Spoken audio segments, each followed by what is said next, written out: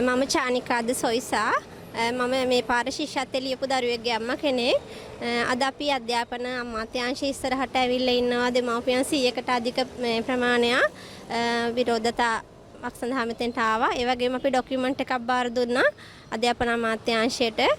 අපි ආවේ 2025 ශිෂ්‍යත්ව විභාගයේ මෙවර පාස් කර 140න් නමුත් පසුගිය වසර 10ට සාපේක්ෂව පාසල් වලට ඇතුළත් කරගන්න කඩයිම් ලකුණු ප්‍රමාණය අසාමාන්‍ය විදියට ඉහළ දාලා තියෙනවා.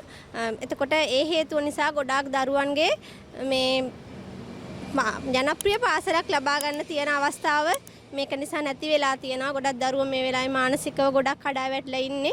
මොකද අපිට මේ ඇප්ලිකේෂන් එක පාසල් වලට අයදුම් කරන ඇප්ලිකේෂන් එක පුරවන්න කිව්වේ 2024 කඩයිම් ලකුණු පාදක කරගනිමින්. අපි ඒ අනුව තමයි අපේ ඇප්ලිකේෂන් එක දැන් මේ පාසල් වලට අයදුම් කිරීම සඳහා. නමුත් අපි ගොඩක් අයට මේ පාසල් කඩයිම් ලකුණ ඉහළ දැමීම නිසා බලාපොරොත්තු වෙච්ච පාසල නොලැබී තියෙනවා. ඒ වගේම සමහර අයට මේ ලකුණු 160 ගණන් ගත්ත දරුවන්ට පවා පාසල් අහිමි වෙලා තියෙනවා. මේ පසුගිය වසරට සාපේක්ෂව මෙවර ශිෂ්‍යත්වයේ සමත් ප්‍රමාණය අඩුයි. ඒ වගේම සමත් ලකුණත් අඩුයි. නමුත් අපිට හිතා ගන්න බෑ ඒද කියලා මෙච්චර පාසල් වලට ඇතුළත් කිරීමේ කඩයිම් ලකුණ වැඩි උනේ. අපිට දැනගන්න ලැබුණු ආරංචිය අනුව මෙවර නව අධ්‍යාපන සංස්කරණ යටතේ දරුවන් ඇතුළත් කර ගැනීම සීමා කිරීම සිද්ධ කරන්න යනවා. නමුත් අපේ දරුවෝ අවුරුදු 3ක් තිස්සේ මහන්සි වෙලා ලබාගත්තු ලකුණට කිසිම සාධාරණයක් නැහැ. මේ මොකද අධ්‍යාපන ප්‍රතිසංස්කරණයට ඇත්තටම අපි එහෙම වැරද්දක් කියන්නේ නැහැ. නමුත් එකපාරට අතරමැදින් අපේ 6 ශ්‍රේණියේ දරුවන්ට මේක සිදු කිරීම අසාධාරණයි කියලා තමයි අපි කියන්නේ. මොකද අපේ දරුවෝ මේ වෙනකොට ගොඩක්ම මානසිකව කඩා වැටලා තියෙනවා. දරුවෝ ගොඩාක් මහන්සි වුණා. අවුරුදු 3ක් තිස්සේ මේ 3 4 5 ශ්‍රේණි ගොඩක් මහන්සි වෙලා තමයි මේ ලකුණ ගත්තේ. නමුත් අපේ දරුවන්ට අපේ ලකුණට දරුවෝ ලබාගත්තු ලකුණට සාධාරණයක් ඉෂ්ට වෙලා නැහැ කියන එක තමයි අපි කියන්නේ. ඉතින් අපි බොහොම බැගෑපත්ත බොහොම සංවේදීව බලන්න කියලා අපි අගමැතිතුමියගෙන් ඉල්ලා සිටිනවා. ඒ වගේම අතිගරු ජනාධිපතිතුමාගෙනුත් ඉල්ලා සිටිනවා අපේ දරුවන්ට මේ ලබාගත්තු ලකුණට සාධාරණ ඉෂ්ට කරන්න කියලා.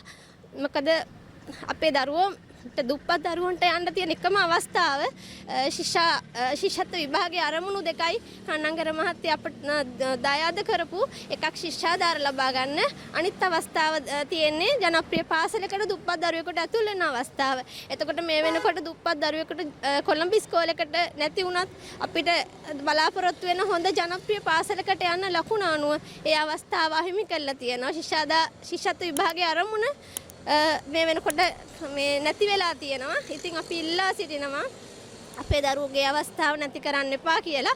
අපිට මෙවර ඒ අවස්ථාව ලබා දෙන්න. මොකද අධ්‍යාපන ප්‍රතිසංස්කරණයට එකවර මෙහෙම අපේ දරුවෝන්ව බිල්ලට ගන්න එපා. මොකද අපි ශිෂ්‍යත්ව විභාගේ ලියන කොටවත් අඩුම තරමේ ශිෂ්‍යත්ව විභාගේ ලකුණු ආවට පස්සෙවත් අපි මේක දැනගෙන හිටියේ නෑ. දැන් එකවර තමයි මේ දේ සිද්ධ කරන්න යන්නේ. ඉතින් ඒකෙන් අසාධාරණටපත් වෙන්නේ අපේ දරුවෝ.